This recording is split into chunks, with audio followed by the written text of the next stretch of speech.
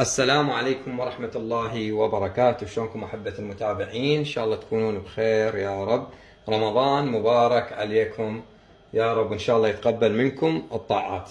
اليوم وصفتنا اللي هي أكيد أغلب العوائل برمضان تسويها، اللي هي اللقيمات أو لقمة القاضي أو العوامة حسب مسمياتكم اللي أنتم تسمونها. اليوم راح نسويها لكم ونشتغلها بهذا الجهاز الكهربائي، ويوفر علينا التعب واحجام اللقيمات، فان شاء الله راح نشتغلها وتشوفونها. طبعا القياسات جدا بسيطه، هي عباره عن كوبين من الطحين، قست بهذا الكوب راح اقيس فيه هو المي والطحين بنفس الكوب، كوبين طحين، ملعقه طعام حليب باودر، ملعقه طعام خميره فوريه، ملعقه طعام سكر، نصف ملعقه شاي صغيره بيكنج باودر.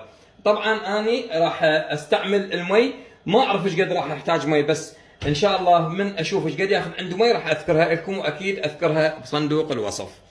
هنا احبة المتابعين بكاسة نضيف الطحين ونضيف كل المواد الجافة بهذا الشكل، ونحركهم تحريكة بسيطة بهذا الشكل. ونضيف اول كوب ماء دافي، شوية الجو عندنا معتدل. طبعا راح ابلش اعجنها، هي طبعا تنعجن باليد تكون افضل حتى تنطينا ملمس ناعم للعجينة، وتستمر بالعجن تقريبا 5 دقائق او اكثر حتى تنطي الشكل المطاطي اللي تنجح بها اللقيمات. هسه راح اعجنها واشوف ايش قد تاخذ عنده مي، واكيد راح اذكر لكم اياه بصندوق الوصف او بنهاية الفيديو. أحبة المتابعين عجنتها عجن جيد بحيث صارت العجينة مطاطية، تقريبا 5 دقائق أنا أعجن بيها.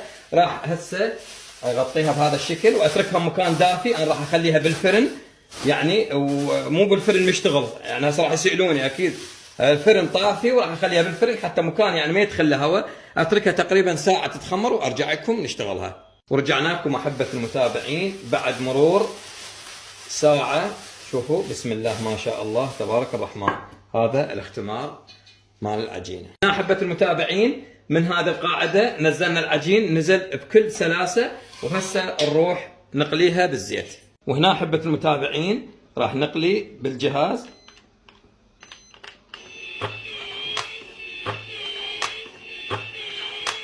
بهذا الشكل. كلها طبعا تطلع حجم واحد. وهنا أحبة المتابعين مثل ما شفتوا طبعا خليها شوية، الزيت ضروري يكون وسط، مو حامي ولا بارد. وشفت شلون سريعة ما شاء الله، خلال أقل من نص دقيقة سوت لي هذا كله. هسه راح أتركه شوية يعني ياخذ حرارة، وبعدين أقوم أقلب بهذا الشكل، أقلبها كلها حتى تاخذ عندي كلها لون واحد. هي هاي طريقته، وما شاء الله شوفوا كلها اللقيمات متساوية. وطبعا الحجم تسوي العجينة شوية أخف تصير أكبر، تسويها شوية أثخن تصير صغيرة. هسه هذا القياس كلش حلو، احنا يعجبنا هذا القياس بالبيت. هي يسمونها لقيمات، يعني لقمة واحدة، وما شاء الله شوف شلون.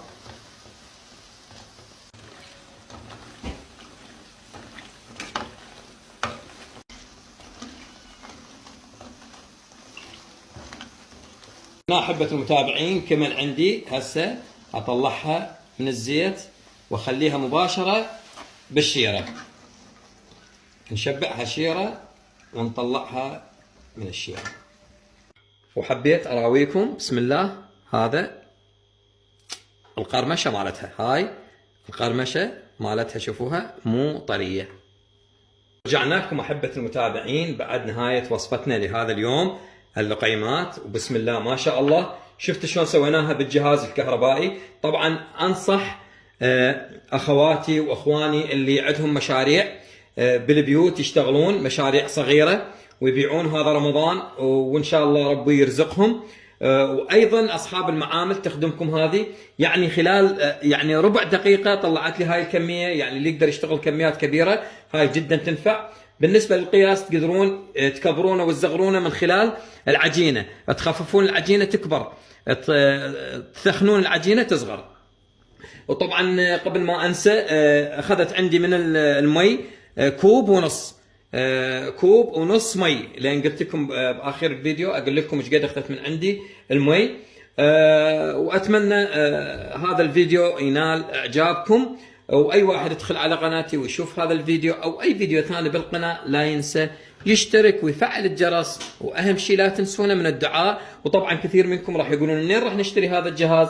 هذا الجهاز راح انزل، طبعا هو من البيت الاوروبي من البصره، هذا البيت الاوروبي موقع البصره، راح انزل لكم الرابط مالتهم مال البيج، تقدرون تدخلون عليهم وتطلبون من عندهم هذا المنتج، منتج رائع. ومع تحياتي لكم، انا اخوكم عبد الله العنزي، ومع الف سلامه.